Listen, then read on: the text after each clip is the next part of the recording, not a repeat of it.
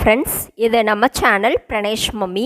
இன்றைக்கி நம்ம வீடியோவில் நம்ம எதை பற்றி பார்க்க போகிறோம் அப்படின்னா 8 மந்த்ஸ்லேருந்து எல்லா வயசு குழந்தைங்களுக்குமான ரொம்ப ரொம்ப ஹெல்த்தியான ஒரு நியூட்ரிஷியஸ் ரெசிபி தான் பார்க்க போகிறோம்.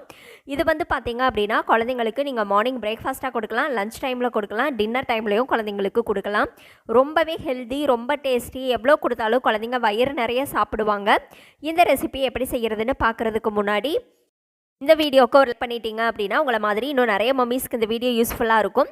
அது மட்டும் இல்லாமல் இப்போ தான் நீங்கள் ஃபஸ்ட் டைம் நம்ம சேனல் பார்க்குறீங்க அப்படின்னா மறக்காமல் நம்ம சேனலை சப்ஸ்கிரைப் பண்ணிக்கோங்க.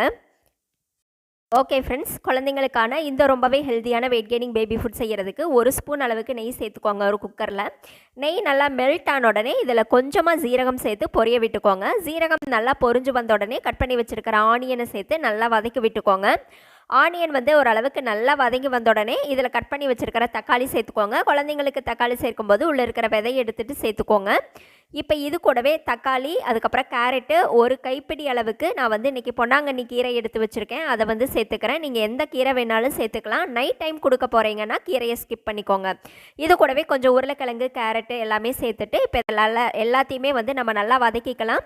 சால்ட்டு கொஞ்சமாக சேர்த்துக்கிறேன். 1 இயருக்கு கீழே இருக்க குழந்தைங்களுக்கு சால்ட் ஆப்ஷனல் தான். இது கூடவே கொஞ்சம் பெப்பர் தூள், உங்கள் குழந்தைங்க எவ்வளோ காரம் சாப்பிடுவாங்களோ அந்த அளவுக்கு சேர்த்துக்கோங்க. இப்போ இது எல்லாத்தையுமே நல்லா வதக்கி விட்டுட்டு ஒரு 3 ஸ்பூன் அளவுக்கு கோதுமை ரவை இது கூட சேர்த்துக்கலாம். கோதுமை ரவைக்கு பதிலாக நீங்கள் வெள்ளை ரவை கூட சேர்த்துக்கலாம். பட் கோதுமை ரவை குழந்தைங்களுக்கு நல்லா வெயிட் போடும், ரொம்ப ஹெல்த்தியும் கூட. இப்போ இது கூட தண்ணி சேர்த்துட்டு நம்ம ஒரு 5 விசில் வச்சு எடுத்தோம் அப்படின்னா இது எல்லாமே நல்லா குழைவாக வந்துடும். இப்போ நான் இதை நல்லா கலந்து விட்டுக்கிறேன். மூடியை போட்டு 5 விசில் வச்சு எடுத்துக்கலாம். இப்போது 5 விசில் வச்சு எடுத்தாச்சு. பாருங்கள் எவ்வளோ குழைவாக நல்லா வந்துட்டுருக்குன்னு. இப்போ ஒரு மேஷர் வச்சு இதை நல்லா மசிச்சுக்கலாம். நீங்கள் மசிச்சு கொடுத்தா உங்கள் குழந்தைங்க சாப்பிடுவாங்க அப்படின்னா நீங்கள் மசிச்சு கொடுங்க. இல்லைனா 1 இயருக்கு கீழே இருக்கிற குழந்தைங்களுக்கு இதை அப்படியே மிக்ஸி ஜாருக்கு மாற்றிட்டு நீங்கள் 1 or 2 பல்ஸ் விட்டு அரைச்சும் கொடுக்கலாம். இப்போ இதை நல்லா மசிச்சுட்டு இதை ஒரு சர்விங் பவுலுக்கு மாற்றிட்டு நம்ம அழகாக ஒரு மிதமான சூட்டில் மார்னிங் பிரேக்ஃபாஸ்ட்டாவோ இல்லை லஞ்சுக்கோ இல்லை டின்னருக்கோ டக்குன்னு செய்து கொடுக்க முடியும். ரொம்பவே ஹெல்த்தியும் கூட.